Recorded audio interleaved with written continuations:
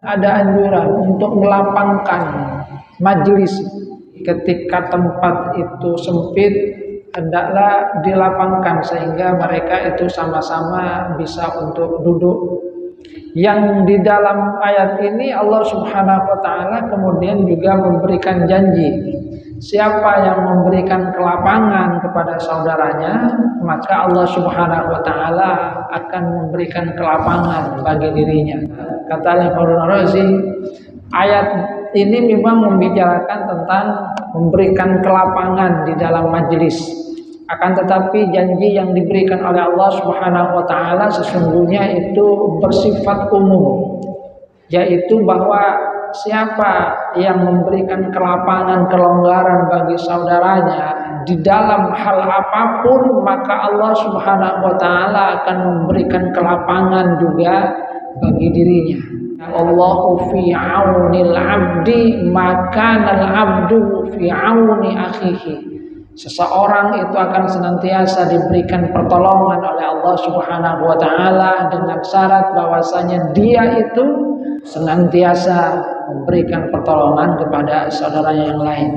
Jadi memberikan kelapangan kepada orang lain, maka Allah Subhanahu wa taala akan memberikan balasan berupa kelapangan pada dirinya. Ada saudara yang kemudian kesulitan, kemudian kita berikan kelapangan, maka Allah Subhanahu wa taala juga akan memberikan kelapangan di dalam kehidupannya.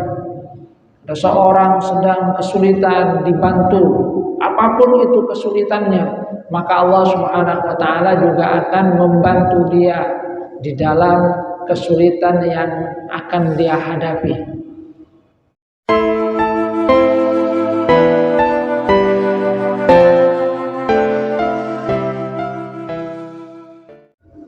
Innal hamdalillah nahmaduhu wa nasta'inuhu wa nastaghfiruh wa na'udzu billahi min shururi anfusina wa min sayyiati a'malina.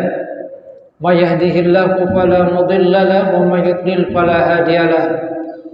Ashhadu an la ilaha illallah wahdahu la syarika lah wa ashhadu anna Muhammadan 'abduhu wa rasuluhu la nabiyya ba'dahu.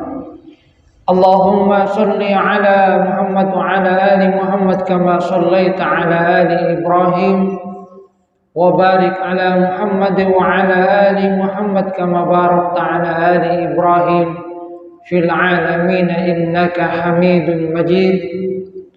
Rabbi shrah li sadri wa yassir li amri wahlul 'uqdatam min lisani yafqahu qawli, amma ba'du. Hadirin jamaah pengajian rahimakumullah, alhamdulillah atas segala karunia Allah Subhanahu wa taala kepada kita. Allah Subhanahu wa taala memberikan kita nikmat bisa melangkahkan kaki ke masjid ini, menghambakan diri kepada Allah Subhanahu wa taala lewat salat maghrib berjamaah. Mudah-mudahan karunia ini tetap diberikan oleh Allah Subhanahu wa taala. Mudah-mudahan Allah Subhanahu wa taala memasukkan kita ke dalam bagian hamba-hambanya yang solih. Amin ya rabbal alamin. Hadirin jamaah pengajian rahimakumullah, kita lanjutkan kajian di surah Al-Mujadalah. Firman Allah Subhanahu wa taala di dalam Al-Qur'an surah Al-Mujadalah ayat 11. A'udzubillahi minasyaitonir rajim. Ya ayyuhalladzina amanu idza qila lakum tafassahu fil majalisi fafsahu yafsahillahu lakum wa idza qila inshuzu fanshuzu yarfa'illahu alladzina amanu minkum walladzina utul ilma darajat wallahu bima ta'maluna khabir. Wahai orang-orang yang beriman, apabila dikatakan kepada kamu berilah kelapangan di dalam majlis, maka lapangkanlah. Niscaya Allah akan memberikan kelapangan untukmu. Dan apabila dikatakan berdirilah kamu, maka berdirilah. Niscaya Allah akan mengangkat derajat orang-orang yang beriman di antara kamu dan orang-orang yang diberikan ilmu beberapa derajat. Dan Allah Maha teliti terhadap apa yang kamu kerjakan. Hadirin jamaah pengajian rahimakumullah, di ayat ini kita akan mendapatkan satu pelajaran yang berkaitan dengan adab di dalam majlis. Kalau di ayat sebelumnya adalah adab di dalam pembicaraan yang sifatnya rahasia, an-najwa, bisik-bisik, bincang rahasia yang di dalamnya kemudian Allah Subhanahu wa taala memberikan petunjuk supaya seorang yang beriman ketika berbisik-bisik bincang rahasia itu janganlah seperti orang-orang munafik yang bisik-bisiknya bincangnya adalah tentang perbuatan dosa maksiat kepada Rasulullah sallallahu alaihi wasallam ataupun kemudian tentang membangkang terhadap Rasulullah, permusuhan. Maka Allah Subhanahu wa taala memberikan petunjuk supaya bagi orang yang beriman perbincangan rahasia bisik-bisiknya adalah albirru wat taqwa, tentang masalah kebaikan, tentang masalah ketakwaan, hal yang mendatangkan kedekatan kepada Allah Subhanahu wa taala. Nah, di dalam ayat ini Allah Subhanahu wa taala memberikan pelajaran tentang adab di dalam satu majelis. Sabab nuzul dari ayat ini diriwayatkan oleh Ibnu Abi Hatim dan Muqatil bin Hayyan bahwa satu waktu di hari Jumat Rasulullah sallallahu alaihi wasallam berada di Sufah mengadakan pertemuan di satu tempat yang cukup sempit dengan maksud untuk menghormati para pahlawan perang Badar yang terdiri dari kaum Muhajirin dan Ansor. Nah, di antara beberapa sahabat dari pahlawan Badar itu ada yang datangnya terlambat. Seperti halnya di antaranya adalah Sabit bin Qais. Maka ketika itu datang dan mengucapkan salam Rasulullah SAW, kemudian juga menjawab salamnya. Mereka katakan assalamualaikum ayuhan nabi wa barakatuh. Rasulullah kemudian menjawab salamnya dan beliau kemudian mempersilahkan supaya masuk. Akan tapi karena tempatnya sempit, maka para sahabat dari pahlawan Badar ini menunggu terlebih dahulu supaya tempatnya itu diperluas. Akan tapi ternyata para sahabat yang dekat dengan Rasulullah SAW itu tidak ada yang berdiri untuk meluangkan majelis itu. Sehingga kemudian Rasulullah SAW merasa kecewa. Beliau kemudian memerintahkan di antara sahabatnya itu untuk berdiri melapangkan tempat itu. Nah, apa yang dilakukan oleh Rasulullah SAW ketika menyuruh beberapa orang sahabat untuk berdiri dan di situ memberikan kesempatan kepada para sahabat dari kalangan pahlawan Badar untuk lebih dekat dengan Rasulullah SAW, itu kemudian dicela orang-orang munafik. Mereka berkata, Pak Muhammad ini tidak adil. Bagaimana mungkin dia itu mendahulukan orang yang datangnya belakangan daripada yang datang duluan? Padahal semuanya itu kan punya hak yang sama, ingin dekat dengan Rasulullah SAW. Tapi kenapa malah mendahulukan yang datangnya terlambat? Maka Allah Subhanahu wa taala memberikan petunjuk di dalam ayat ini. Allah Subhanahu wa taala itu menyatakan di dalam ayat ini, ya ayyuhalladzina amanu, wahai orang-orang yang beriman, idza qila lakum tafassahu fil majalisi fafsahu, jika dikatakan kepada kalian luangkanlah, lapangkanlah tempat, itu berikan kelapangan di dalam majelis, maka berikan kelapangan. Maka janji Allah Subhanahu wa taala, yafsahillahu lakum, Allah itu akan memberikan kelapangan bagi kalian. Wa idza qila syuzu, jika dikatakan kepada kalian usyuzu, usyuzu itu maknanya adalah kana qaidan, kemudian Qoma itu. Jadi perintah untuk berdiri dari keadaan sebelumnya yang duduk, yang tujuannya adalah untuk melapangkan tempat. Jadi makna dari unshuzu adalah berdiri bergeser. Jadi unshuzu, berdirilah, bergeserlah, berikan kelonggaran kepada saudara-saudara kamu. Artinya itu kan tempatnya sempit, diharapkan walaupun tempatnya sempit itu lebih bisa diluangkan. Istilahnya ya nik sakoni ebang, bisa sama-sama dekat dengan Rasulullah Sallallahu Alaihi Wasallam. Dari ayat ini kita akan mendapatkan beberapa pelajaran yang berkaitan dengan adab. Pertama, dari apa yang dilakukan oleh para sahabat Rasulullah Sallallahu Alaihi Wasallam, biasa mereka itu memang sama-sama ingin mencari tempat yang dekat dengan Rasulullah Sallallahu Alaihi Wasallam, supaya mereka itu mudah untuk mendengarkan apa yang disampaikan oleh Rasulullah Sallallahu Alaihi Wasallam. Dan itu memang biasa dilakukan oleh para sahabat. Jadi sahabat itu biasa mendekat dengan Rasulullah Sallallahu Alaihi Wasallam sehingga mereka bisa mendengarkan apa yang memang disampaikan oleh Rasulullah Sallallahu Alaihi Wasallam. Kemudian yang kedua, di dalam ayat ini Allah Subhanahu Wa Taala mengisyaratkan bahwa hendaknya ada anjuran untuk melapangkan majelis. Jadi ketika tempat itu sempit, hendaklah dilapangkan sehingga mereka itu sama-sama bisa untuk duduk. Karena di dalam riwayat yang disampaikan tadi, itu tempatnya memang sempit. Ahlus Suffah itu memang di pojok dari masjid, di mana Rasulullah SAW tujuan utamanya memang adalah untuk menghormati para pahlawan perang Badar.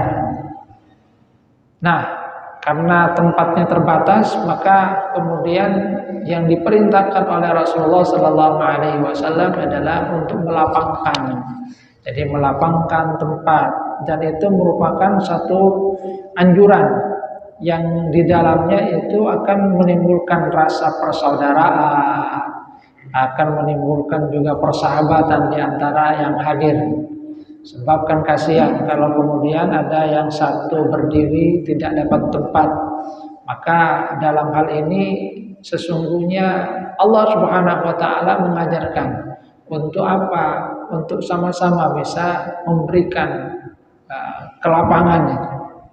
Kalaupun tempatnya agak sempit, maka ya sedikit saja. Jadi dilapangkan, cukup bagi istilahnya itu, dicukupkan sehingga walaupun tempatnya sempit bisa sama-sama untuk bisa duduk. Yang di dalam ayat ini Allah Subhanahu Wa Taala kemudian juga memberikan janji, siapa yang memberikan kelapangan kepada saudaranya, maka Allah Subhanahu Wa Taala akan memberikan kelapangan bagi dirinya. Yang kata para ulama, kata Alimah Fakhruddin Ar-Razi misalnya, kata Alimah Fakhruddin Ar-Razi, ayat ini memang membicarakan tentang memberikan kelapangan di dalam majelis. Akan tetapi janji yang diberikan oleh Allah Subhanahu Wa Taala sesungguhnya itu bersifat umum, yaitu bahwa siapa yang memberikan kelapangan, kelonggaran bagi saudaranya di dalam hal apapun, maka Allah Subhanahu Wa Taala akan memberikan kelapangan juga bagi dirinya. Sebagaimana memang apa yang disampaikan oleh Rasulullah SAW dalam hadis yang lain, bahwa yang intinya Allahu fi aunil abdi maka al abdu fi auni akhihi. Seseorang itu akan senantiasa diberikan pertolongan oleh Allah Subhanahu Wa Taala dengan syarat bahwasanya dia itu selalu atau senantiasa memberikan pertolongan kepada saudaranya yang lain. Jadi memberikan kelapangan kepada orang lain, maka Allah Subhanahu Wa Taala akan memberikan balasan berupa kelapangan pada dirinya. Ada saudara yang kemudian kesulitan, kemudian kita berikan kelapangan, maka Allah Subhanahu Wa Taala juga akan memberikan kelapangan di dalam kehidupannya. Ada seorang sedang kesulitan, dibantu, apapun itu kesulitannya, maka Allah Subhanahu Wa Taala juga akan membantu dia di dalam kesulitan yang akan dia hadapi. Jadi kata Imam Fakhruddin Razi, ayat ini sesungguhnya yang bersifat umum maknanya. Memang yang ada di dalam ayat ini, contoh yang ada adalah melapangkan majelis. Maka Allah Subhanahu wa taala akan melapangkan. Akan tapi janji dari Allah Subhanahu wa taala itu bukan hanya berlaku pada memberikan kelapangan dalam satu majelis. Kelapangan apapun, kemudahan terhadap saudara, maka Allah Subhanahu wa taala itu juga akan memberikan kemudahan. Man yassara ala muslimin yassarallahu. Siapa yang memberikan kemudahan kepada seorang muslim, maka Allah juga akan memberikan kemudahan kepada dirinya.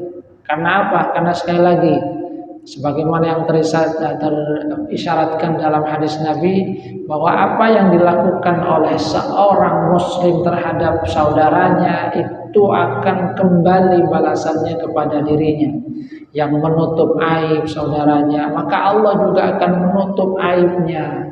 Yang memberikan pertolongan dari musibah, Allah juga akan memberikan pertolongan pada musibah yang lebih besar lagi, yaitu nanti di hari kiamat.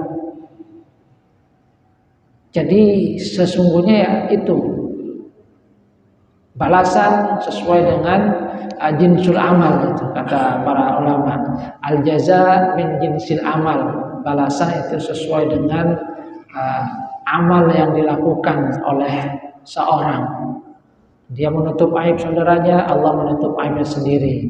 Dia memudahkan orang lain, Allah akan memudahkan orang lain. Dia membantu orang lain, Allah juga akan membantu dirinya. Dia menghilangkan kesulitan orang lain, Allah juga akan menghilangkan kesulitan dirinya. Yang artinya sesungguhnya orang yang berbuat baik kepada yang lain, pada dasarnya dia berbuat baik untuk dirinya. Man amila sholihan fali nafsih. Siapa yang berbuat baik, maka kebaikan itu pada dasarnya adalah untuk dirinya sendiri. Sebaliknya, waman asa'a fa 'alaiha. Siapa yang berbuat tidak baik, maka akibat tidak baik juga akan kembali kepada dirinya.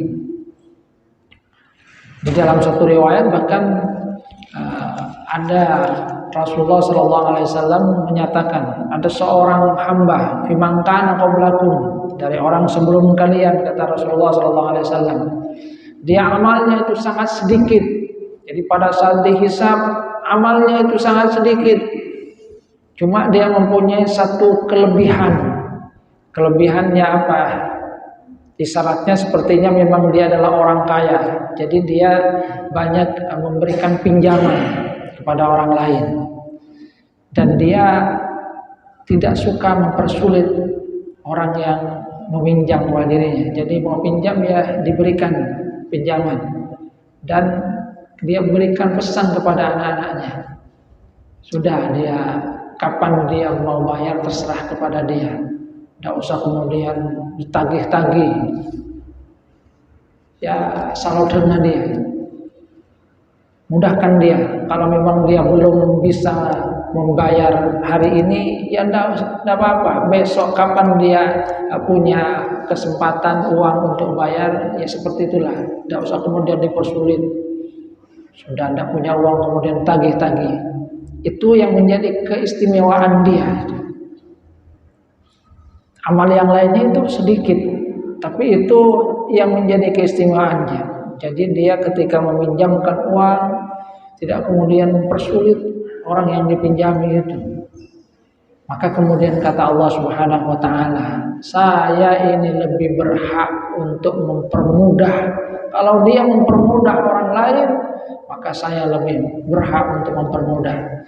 Jadi tadi yang dia amalnya itu sedikit, tapi karena dia suka mempermudah orang lain, oleh Allah Subhanahu wa taala kemudian diangkat derajatnya, dipermudah urusannya di akhirat oleh Allah Subhanahu wa taala. Jadi kata Imam Fakhruddin Razi, di sini janji dari Allah Subhanahu wa taala itu berlaku umum. Yafsahillahu lakum. Allah itu akan melapangkan juga urusan, semua urusannya dalam kebaikan apapun.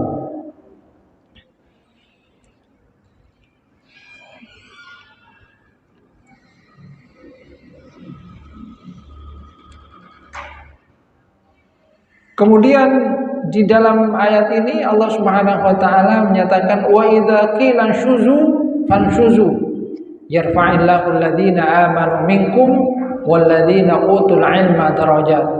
Kalau diperintahkan untuk berdiri melapangkan, maka hendaklah berdiri untuk melapangkan. Sehingga dari ayat ini kemudian para ulama juga memberikan satu pernyataan bahwa orang yang ada di dalam majelis itu juga hendaknya mengikuti ketentuan dari yang punya majelis, termasuk yang ada di dalamnya adalah bagaimana Rasulullah Shallallahu Alaihi Wasallam itu memberikan kehormatan kepada orang-orang yang berasal dari pahlawan perang Badar. Jadi walaupun Sabit bin Qais itu terlambat, akan tapi beliau yang memang tujuan dari pertemuannya untuk menghormati mereka itu tetap menghormati Sabit bin Qais, memberikan tempat yang dekat dengan Rasulullah Sallallahu Alaihi Wasallam. Sehingga dalam hal ini kemudian dari ulama juga menyatakan bahwa bisa juga boleh dari yang punya majelis misalnya meluangkan sedikit tempat untuk orang-orang yang memang dianggap mempunyai kedudukan yang tinggi, orang-orang yang memang misalnya mempunyai kedudukan, para alim ulama misalnya itu ditempatkan di tempat yang depan, itu bisa mengikuti apa yang memang dilakukan oleh Rasulullah SAW yang ketika itu beliau memberikan tempat bagi para pahlawan dari Badar. Karena memang Rasulullah SAW itu juga sangat menghormati sahabat-sahabat yang mempunyai peran besar di dalam agama. Rasulullah itu sangat menghormati orang-orang yang dari kalangan sahabat Ansor ataupun Muhajirin yang terlibat dalam perang Badar, Ashabul Badar. Apalagi mereka memang juga sudah dimuliakan oleh Allah Subhanahu wa taala.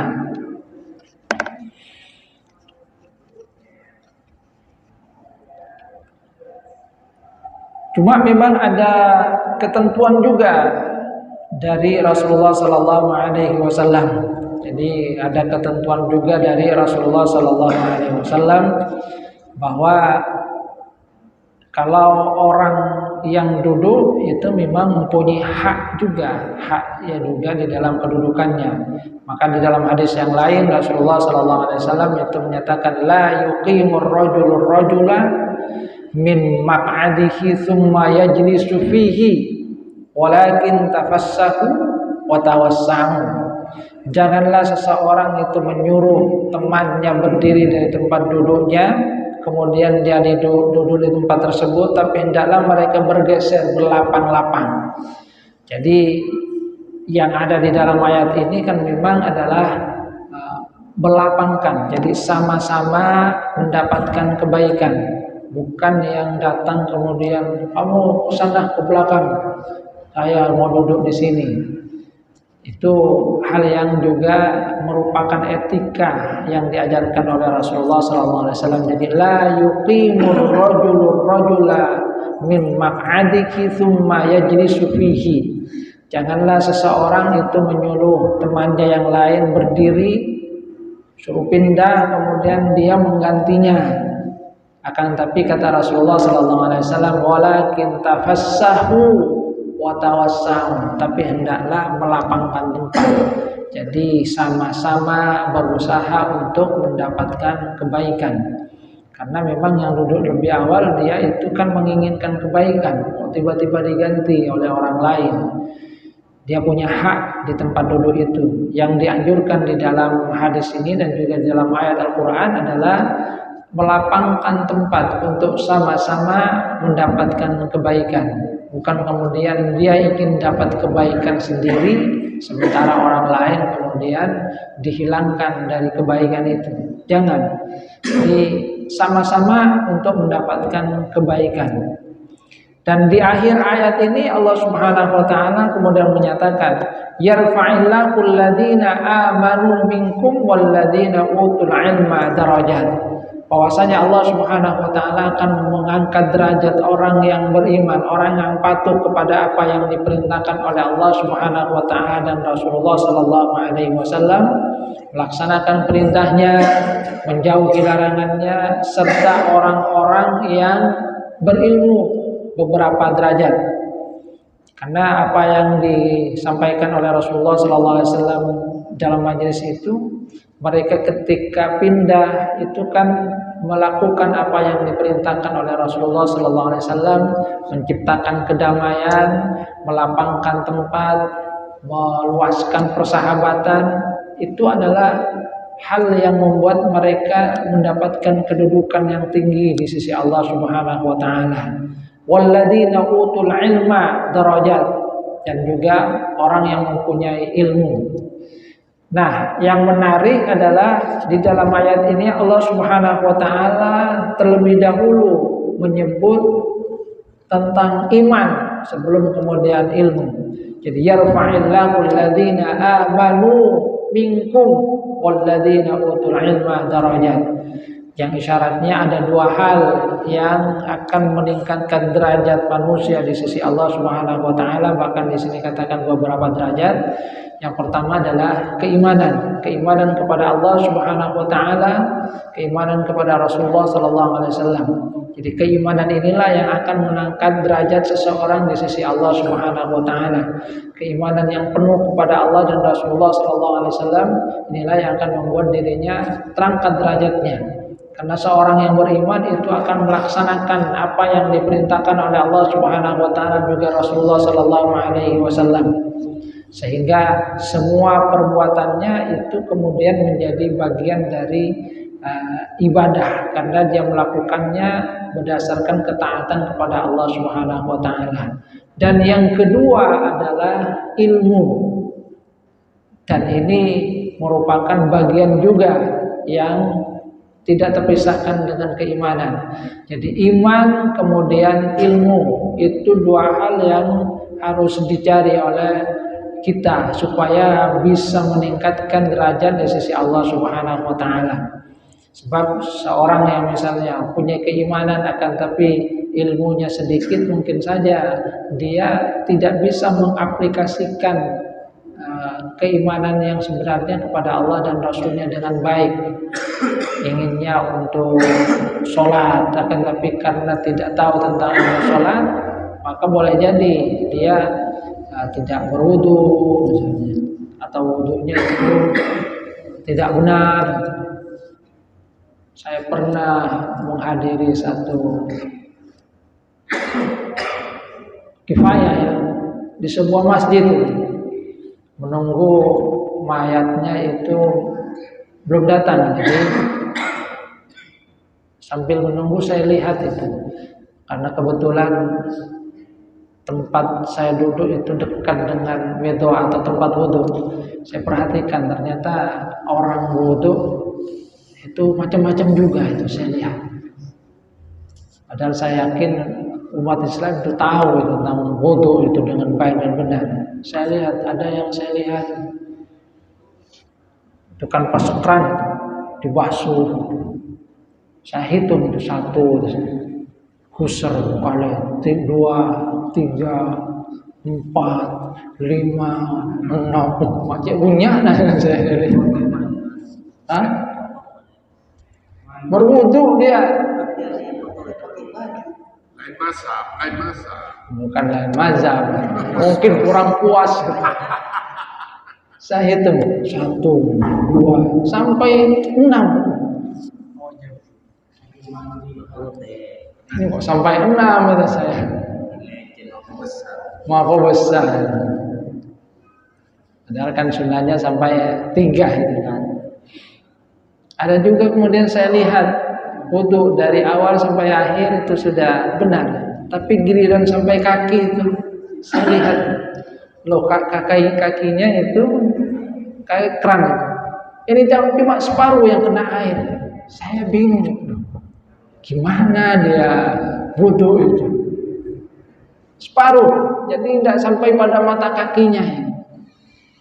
Sehingga kemudian saya berpandangan, jangan-jangan Memang ada yang belum tahu tentang bagaimana wudhu yang baik dan benar itu. Terbukti yang satu itu sampai 6 kali, padahal sunnahnya ya sampai 3 kali, 1 sampai 3 itu. Ini sampai 6 kali, serba besar. Yang satunya itu kakinya separuh itu saya lihat. Cuma separuh dari kakinya yang kena air. Seret, selesai. Mata kakinya nggak kena ya. Ini wudhunya gimana? Maka memang seperti yang dikatakan bahwa setan itu lebih takut kepada seorang alim yang tidur daripada seorang abid tapi jahil.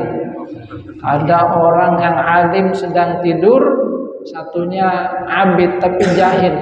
Maka yang lebih ditakuti oleh setan itu adalah yang alim, walaupun dia sedang tidur, dibiarkan saja dia tidur. Kenapa kemudian dibiarkan? Kalau dia bangun kemudian dilihat itu orang yang abid itu yang beribadah tapi jahil, kemudian diperbaiki, kamu salah ini, dibiarkan saja, biarkan saja yang alim tidur ini, yang abid biar itu sekendak hatinya beribadah, karena ibadahnya salah-salah ya gitu. Kalau yang alim bangun nanti akan diperbaiki oleh sang alim itu. Karena yang abid jahil ya pokoknya dia ibadah itu. Inginnya baik akan tapi karena tidak ada ilmunya maka dia tidak bisa beribadah dengan baik. Maka di dalam ayat ini sesungguhnya Allah Subhanahu wa taala mengisyaratkan tentang dua hal ini. Yarfa'illahu alladhina amanu minkum walladzina utul ilma darajat. Yang pertama memang dasarnya adalah keimanan. Jadi iman itu memang pondasi awal di dalam semua aktivitas kita. Kalau tidak ada keimanan maka apapun perbuatan kita itu akan gugur di hadapan Allah Subhanahu wa taala. Syarat utamanya memang adalah keimanan kepada Allah Subhanahu wa taala. Jadi iman itu adalah syarat utama yang kemudian kita akan mendapatkan kedudukan tinggi di sisi Allah Subhanahu wa taala. Kalau kemudian gugur keimanannya maka gugur juga segala amal baik kita, karena semua itu pasti tidak akan dilakukan dalam rangka untuk menjadi pahala dari Allah Subhanahu wa taala. Kemudian yang kedua di sini adalah ilmu. Jadi sesudah kita beriman maka kita juga harus banyak menuntut ilmu. Supaya apa? Supaya keimanan kita itu menjadi lengkap. Apa yang akan kita lakukan dalam rangka menghambakan diri kepada Allah Subhanahu wa taala dalam bentuk peribadatan, ketaatan kepada Rasulullah sallallahu alaihi wasallam itu kemudian benar sesuai dengan tuntunan yang diberikan di dalam agama. Karena orang yang berilmu itu akan melakukan perbuatan itu berdasarkan ilmunya, dan itu akan mendatangkan satu kebaikan di dalam dirinya. Bangun tidur, kemudian dia tahu ilmunya, dia baca doa yang diajarkan oleh Rasulullah SAW, bersyukur alhamdulillahilladzi ahyana ba'dama amatana wa ilaihi nusyur. Maka bangunnya dengan mengucapkan hamdalah sebagaimana yang diajarkan oleh Rasulullah SAW, itu akan menjadikan dirinya mendapatkan satu kebaikan sudah di sisi Allah Subhanahu wa taala. Karena dia melakukannya mengikuti apa yang diperintahkan, dicontohkan oleh Rasulullah SAW. Kemudian pergi ke kamar kecil, didahulukan kaki yang kiri, membaca doa, itu kemudian juga menjadi bagian dari amal ibadahnya, karena dia melakukannya atas dasar ilmu, bukan kemudian asal. Jadi melakukannya atas dasar ilmu. Jadi memang benarlah apa yang disampaikan oleh Allah Subhanahu wa taala, syaratnya adalah iman, kemudian ilmu. Inilah yang akan mengangkat manusia beberapa derajat di hadapan Allah Subhanahu wa taala.